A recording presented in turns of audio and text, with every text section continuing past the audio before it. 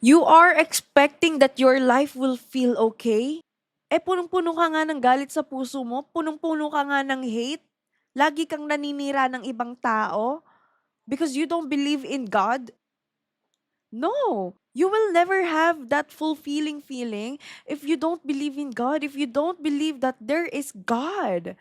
You need to change something. Change something from within your heart. Change your mindset. Change your belief. Start loving God. Start building relationship with Him. Hi guys, it's Fairy God May over here, and we are going to talk about something very special that I know will help you change your mindset and life perspective. So ngayon pag-uusapan natin that loving God will really bring real abundance in your life. At the end of this video, meron kang mindset shift, meron kang wisdom na makukuha from this video because I am very passionate in making this video just for you. Let me share it real quick. So, I am a Catholic and for over years, hindi naman talaga ako masyado nagsisimba sa Catholic Church. But then, I discovered na meron palang Christian church and in-invite nila ako doon. So, I was like, okay, as an open-minded person, sabi ko, sige nga, try nga natin to.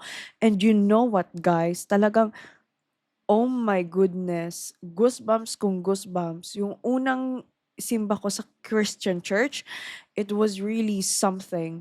The way they worship, the way they build relationship with God, the way they really, really open my mind and my heart. And this Christianity is so beautiful. So kung kagaya mo ako before na may desire ako na maging close kay God, pero hindi ako nagiging closer kay God, dito ako nagsimula. I opened my mind, I opened my heart in receiving God. Kasi may mga belief tayo as a person na hindi connected with God's belief and my own belief. So I opened my mind, I opened my heart. In that way, kaya kong tanggapin kung ano man yung belief na yon na ibinibigay sa akin ni God. Kasi this book is full of belief from God's word, and you need to open your mind and your heart in order for you to absorb what is really meant for you to hear. Kasi alam mo, you can never go wrong loving God. Never go wrong loving God.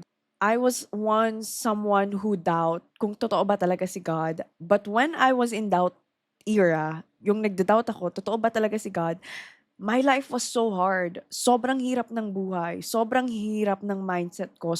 It was really, really not great feeling. I am telling you, based from my experience, loving God will never disappoint you, but will bring abundance in your life. It will bring abundance in your heart and in your soul. Also, loving God brings real security in your life. True security. When you started loving God, you feel secured financially. You feel secured during lack season. You feel secured during depressive or anxious season because you know God is there for you, guiding you, providing for you, loving you. So loving God brings real security, and you will never feel insecure when you started loving God from within. Another one is when you started loving God. If you are a godly person, godly woman, or a godly man, you will feel confident. I am telling you, you will feel confident in life because you have someone to trust into. Meron kang pinagkakatiwalaan. And you trust into someone who's higher power than your capability, and that is God. You trust God because trust and confidence, they are connected, both connected. If you don't trust yourself, you will never be confident. You will never feel confident. When you started trusting God, you will start trusting yourself. You will start feeling confident. It's like a domino effect. When you started loving God, you will started trusting him. When you start trusting him, you will start feeling confident in your life, in your beauty, in yourself, in life, in financial, in your career, in your school, everywhere. You will feel confident when you started loving God. Build a relationship with God. Paano? You start attending communities that believes in God, like church, Bible study will help you bring closer to God. You have a choice. Join people who doesn't believe in God, or join people who believes in God, who worship God, who loves God. Kung sinong samahan mo, you will become like them. Choose to love God. Another thing is that loving God makes you focus on good things in this world, which is very true. Ang ex-boyfriend ko, he was atheist. He doesn't believe in God. I will never date atheists anymore. Atheist mindset is like this. They believe that God makes them suffer.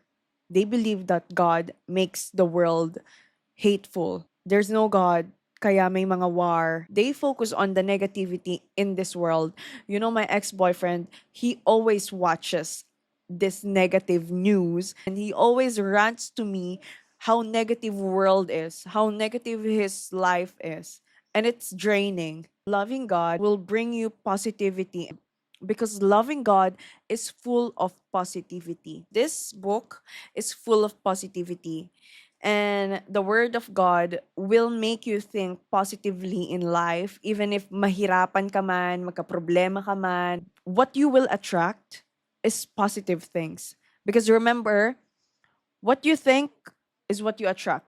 So whenever you experience a lack season in your life, because you know, life is seasonal, may mga tagtuyot, which is yung lack season, LACK, and there is also a season where you feel depressed, where you feel anxious, where you feel very problematic.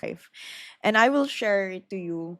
Alam nyo ba, nagkaroon ako nung season na ganon, and this was my painting. I painted this when I was really anxious. This is what I felt inside. I feel so sad. I feel so gulong-gulo ako like that. But then I still have this inside me.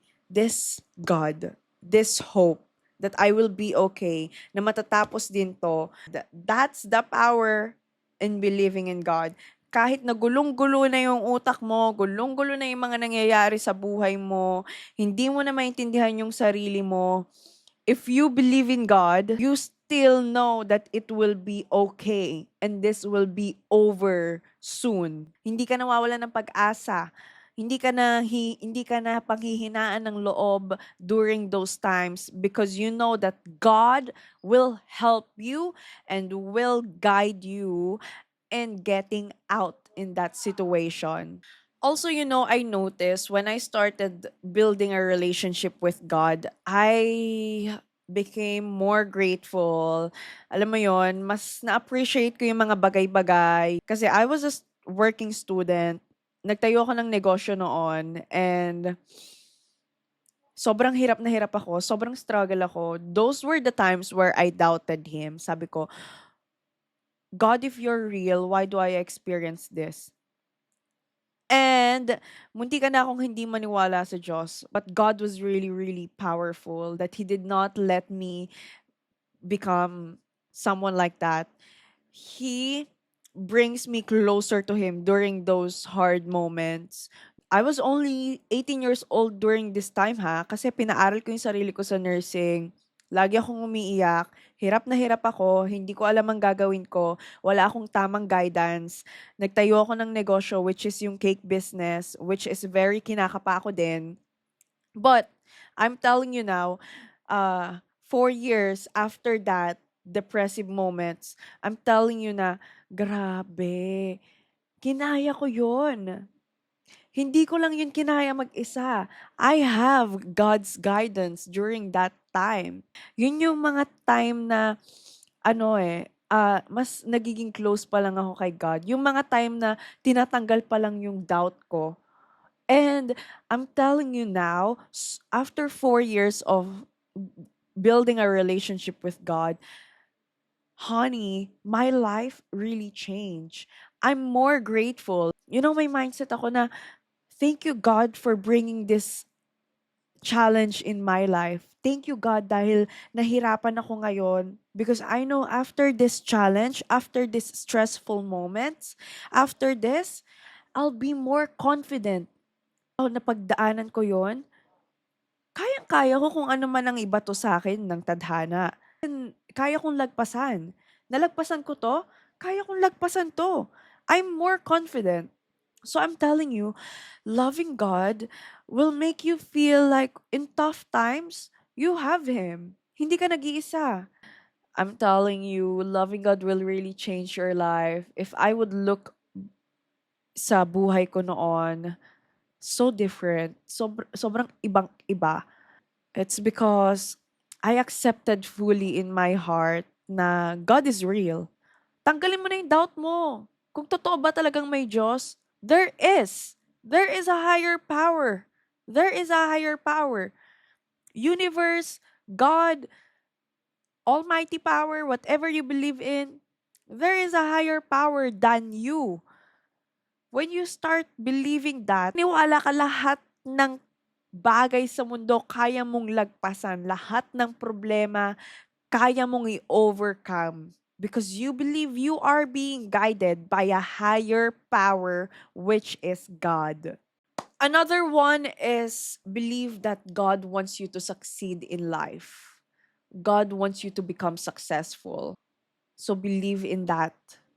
Believe in that. Absorb that belief. Absorb that mindset. Lagi mo sabihin sa sarili mo hanggang masanay ka na, God will provide. God wants me to succeed in life. And you know, those two mantras that I always say to myself, very powerful. Very, very powerful. I'm a self-supporting. Pinaaral ko yung sarili ko sa nursing. And I always say that God will provide and God wants me to succeed in life. So when times are hard, I know God is there for me. He is guiding me during those moments. Another one is God is full of love and kindness. You will start attracting people who loves God, who loves humanity, who are kind-hearted people. Parang ang sarap-sarap nun, 'di ba? Yung mga taong papaligid sa you will be surrounded by kind-hearted people rather than people who will lie onto you, who will betray you, who will hate you, who will secretly envy you. You don't want to attract those people. So you will start attracting good-hearted people by believing in God because God will send these people into your life, and yung mga may hate sa'yo, God will remove that in your life. People who hate you secretly, because God removed that into your life. Did not hear that conversation that they are talking behind your back, but God heard that, and He is protecting you because He loves you. Ikaw ay anak niya.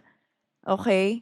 So believe that God is making you attract this positive mindset people, this loving people, this kind-hearted people. God will send those people on your way, on your journey into success. Again, I'm telling you, whoever you are, babae ka man, lalaki ka man, loving God has no gender. If you're part of LGBTQI community, just love God. God is not judging you with your gender. Just love God. Kung ano man ang status mo, mahirap ka man, mayaman ka man, just love God. Because it is a feeling of fulfillment when you started loving and believing in God. And loving God will never, ever, ever gonna disappoint you. So again, I hope this video helped you. And sana may nakuha kang wisdom. If you had a wisdom, please comment down below because I love reading comments and I love reading how your mindset shifted after watching this video. So I hope I helped you and I love you, okay? Bye bye. Like and follow. See you in my next vlog. Mwah.